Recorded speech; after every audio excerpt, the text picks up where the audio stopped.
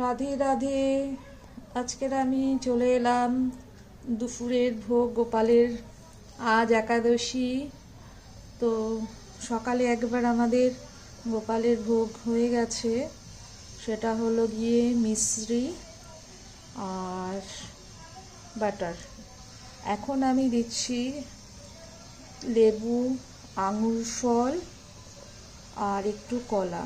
আর কলাটা আমরা বটি দিয়ে কাটি না, তো এইভাবেই আমরা হাত দিয়ে এইভাবেই কলা কাটতে হয়। কলা কখনো বটি বা ছুরি দিয়ে কাটতে নেই ভগবানের ভোগে। তো আমরা কলাটা এইভাবেই করি। তো আজকে দেখো তোমরা গোপালের, আমি তো সব কিছু সাজিয়ে নিয়েছি। তো এই অ্যাপেলটা বাকি ছিল, তো এই অ্যাপেলটাও আমি দিয়ে দিলাম।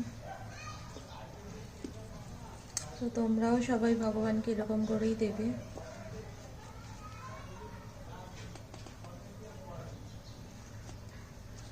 আর আপেলটাকে ছুলে নেবে, তাহলে বেশি ভালো। তো আজকের আমরা এই প্রসাদ ভুজিয়ে থাকবো, যেহেতু আজ একাদশী। তো আমার মেয়েও করে একাদশী, তো আমার মেয়েও আজকের এই ফল পাবে। আমি তো আজকে সারাদিন নির্জলাই থাকবো। তো নির্জলা থাকবো, আর আমি সন্ধ্যের পরে একটু জল পাবো আগে, তারপরে আমি দেব। তারপরে একটু আবার সন্ধেবেলা আমি গোপালকে আর একটা করে দেবো।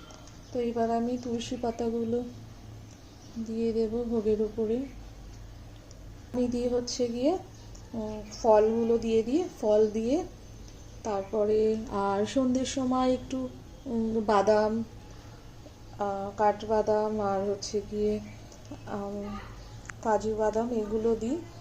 আর সন্ধ্যের পরে আবার 7টা-8টার সময় একটু ভোগ লাগাই, সেটা হচ্ছে গিয়ে আলুর পরোটা, শুধু আলু দিয়ে, আলু ঘি আর হচ্ছে গিয়ে আলু ঘি আর গোলমরিচ গুঁড়ো আর সন্দুক লবণ, এটা দিয়ে আমি করি। তো আজকের আমি ওই ভিডিওটাও তোমাদেরকে দেখাবো, তোমরা সঙ্গে থেকো।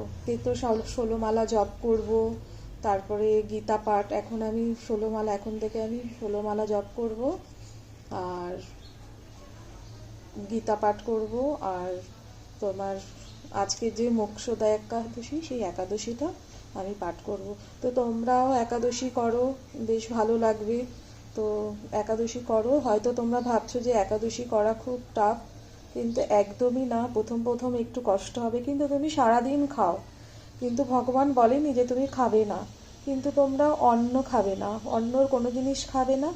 তোমরা শুধু ফল খেতে পারো, আলু সিদ্ধ খেতে পারো, পেঁপে সিদ্ধ খেতে পারো, এগুলো খেতে পারো। আজকের দিনে তোমরা এই সমস্ত খাবারগুলো খেতে পারো খুব ভালো করে। আর তো সবাই বেশি বেশি করে এটা দেখো তোমরা কেমন লাগে, আর লাইক কমেন্ট শেয়ার করো। ভালো লাগলে পাশে থেকো, ফলো করো।